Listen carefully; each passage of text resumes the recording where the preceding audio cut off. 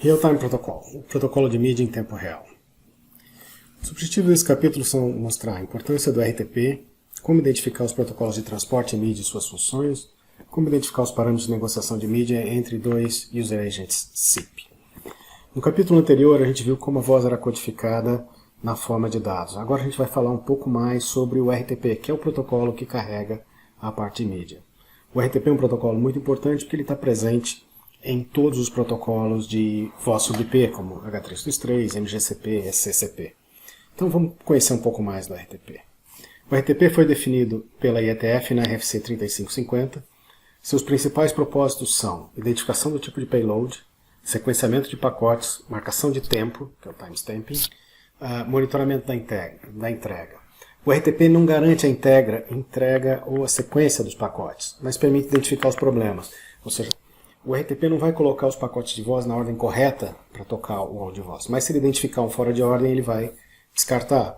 Se um pacote se perder na rede e não chegar, o timestamp vai permitir que eu identifique que esse pacote não chegou a tempo e eu também posso descartar para que o áudio seja transmitido em tempo real. Então essa função do sequenciamento, da marcação de tempo são muito importantes, além da identificação do payload.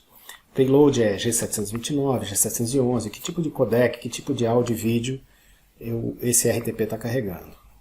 Extensão, a contagem de CRC, ou seja, quantas fontes esse pacote de RTP tem, o marcador e o tipo de payload. Além disso, tem o número de sequência, timestamp, o identificador do sincronizador e o identificador de quem está contribuindo como fonte de mídia, que é opcional. Então ele pode ainda ter cabeçalhos de extensão após esses cabeçalhos RTP. O payload é definido na RFC 3551. Então, vocês vão ver dentro dos pacotes, dentro do SDP, a gente negociar esse tipo de payload. PCMU, que é o MILO, PCMA, que é o ALO, e eles são identificados por esses números, 0, 8, o G722 é o 9. Isso aqui é muito importante, porque quando vocês virem mais à frente, na próxima graduação, o Session Description Protocol, vocês vão ver esses codecs sendo negociados. E esses são codecs do Real-Time Protocol. Real-Time Control Protocol é um protocolo de controle.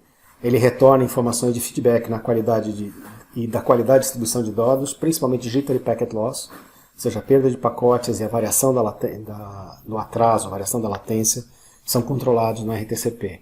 E ele tem algumas funções secundárias também, como identificar o nome da fonte de RTP, permite identificar o número de participantes de uma conferência. Então tem algumas aplicações que usam o RTCP.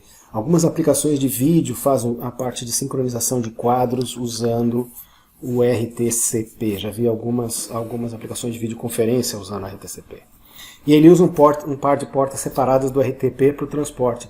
Então, se você tem uma chamada RTP que tem também o protocolo RTCP, ela vai usar duas portas. Uma porta para RTP e uma porta para RTCP. Tipos de pacotes RTCP. O RTCP tem o Sender Report, que são estatísticas de envio e estatísticas de recepção.